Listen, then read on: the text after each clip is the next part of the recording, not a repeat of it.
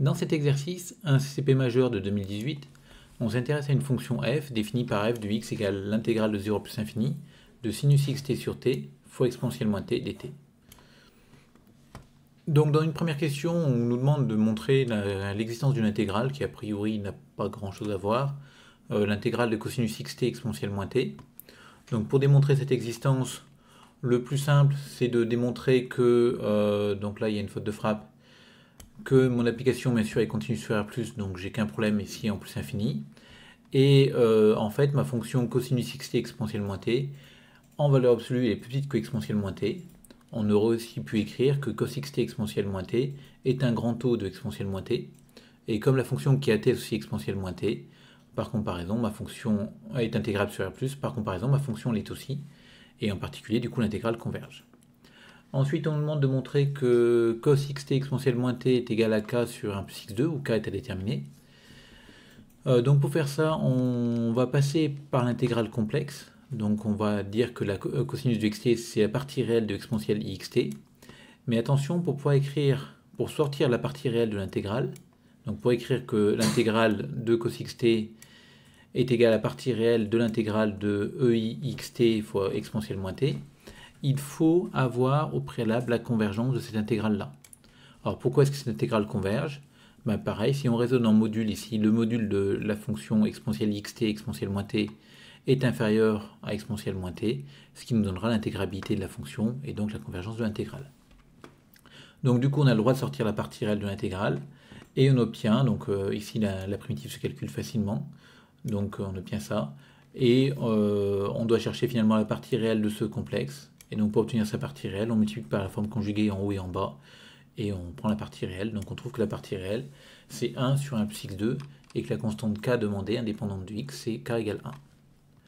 Donc troisième question, on vous demande d'abord de montrer l'existence de f de x, puis démontrer que f est classe C1. Donc c'est important de regarder les deux questions à la fois, parce qu'on sait que pour obtenir la classe C1, on va avoir besoin de l'intégrabilité de la fonction qui est à l'intérieur ici.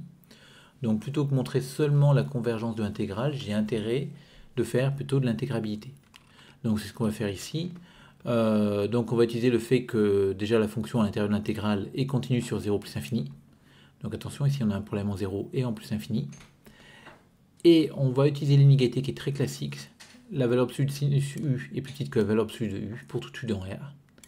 Et cette inégalité, elle se prouve en utilisant l'inégalité de l'accroissement fini appliquée à la fonction sinus entre 0 et u, et on obtient directement ce résultat. Donc on a cette inégalité, et quand on s'intéresse à notre fonction, finalement, sinus xt sur t exponentielle moins t en valeur absolue, ça va être plus petit que la valeur absolue du xt sur la valeur absolue de t fois exponentielle moins t, et comme t est positif, ça fait la valeur absolue de x fois t sur t, donc on peut simplifier par t, et on obtient finalement que c'est plus petit que la valeur absolue de x fois exponentielle moins t.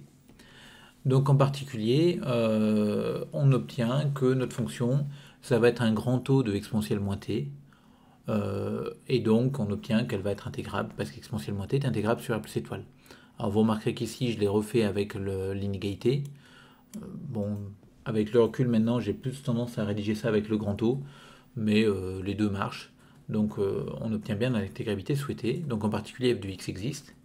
Et vous voyez l'intégrabilité que je viens d'obtenir dans la question d'avant, donc j'ai donné un nom à cette fonction-là.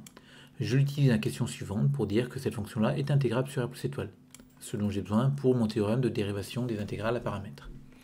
Donc l'autre hypothèse qu'on avait pour le théorème de dérivation des intégrales à paramètres, c'est d'avoir qu'à t fixé, la fonction qui a x associée g de xt est de classe C1, donc là pas de souci particulier, c'est un sinus. Ensuite on doit calculer sa dérivée par rapport à x, et regarder que la dépendance en t, enfin la fonction qui a t associée cette dérivée par rapport à x est continue par morceau, mais là il n'y a pas de souci non plus. Enfin on doit vérifier l'hypothèse de domination, donc pour tout x dans R, pour tout t dans R plus étoile, on doit majorer le module de dérongé sur dérong x de xt, c'est-à-dire la valeur absolue de cosinus de xt fois exponentielle moins t, et je le majore simplement par exponentielle moins t. Et encore une fois, j'utilise l'intégrabilité de cette fonction-là sur R plus étoile, qui pose aucun souci, c'est du cours.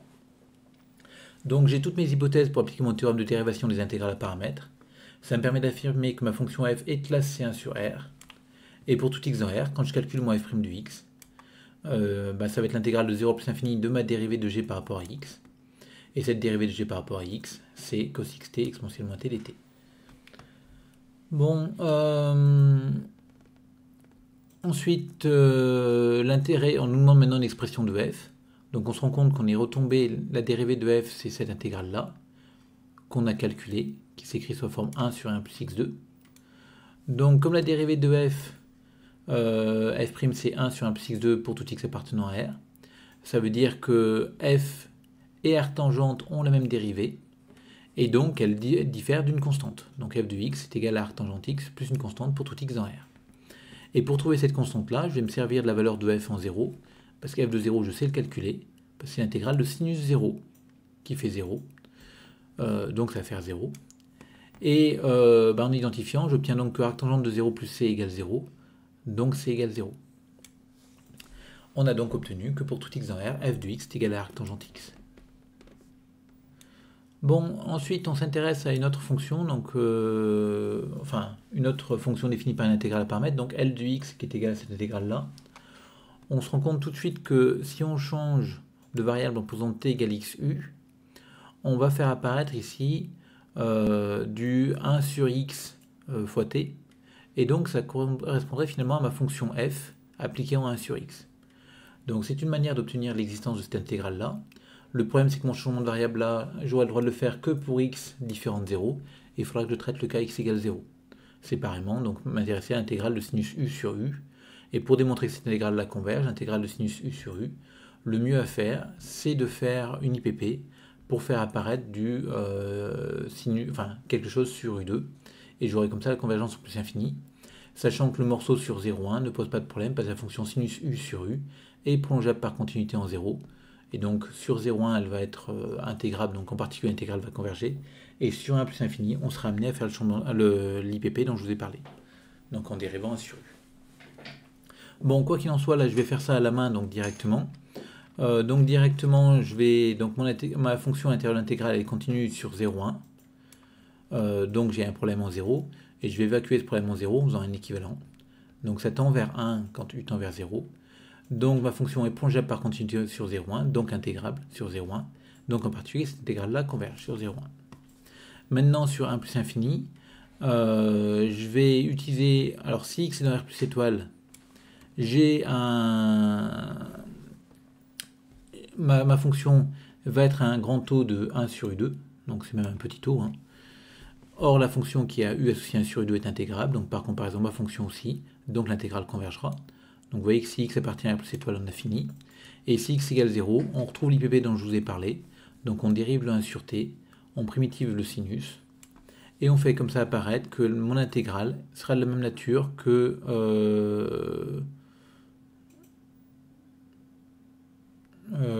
alors là, il y a une faute de frappe, a priori.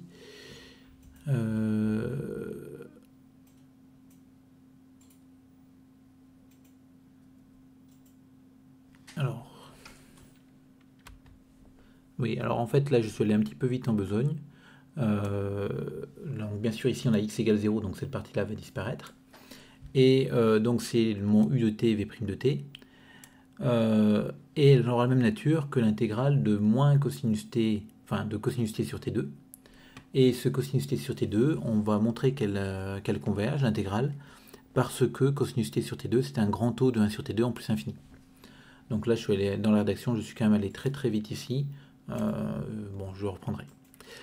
En tout cas, on a obtenu que cette intégrale-là, elle est convergente. Celle-ci aussi, dans tous les cas. Donc finalement, mon intégrale entière converge tout le temps, quelle que soit la valeur de x supérieure ou égale à 0.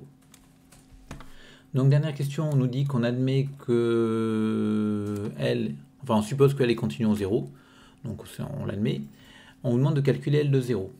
Donc comme on vous dit que c'est continu en 0, ça nous permet de dire que L de 0 c'est la limite de L de x quand x tend vers 0.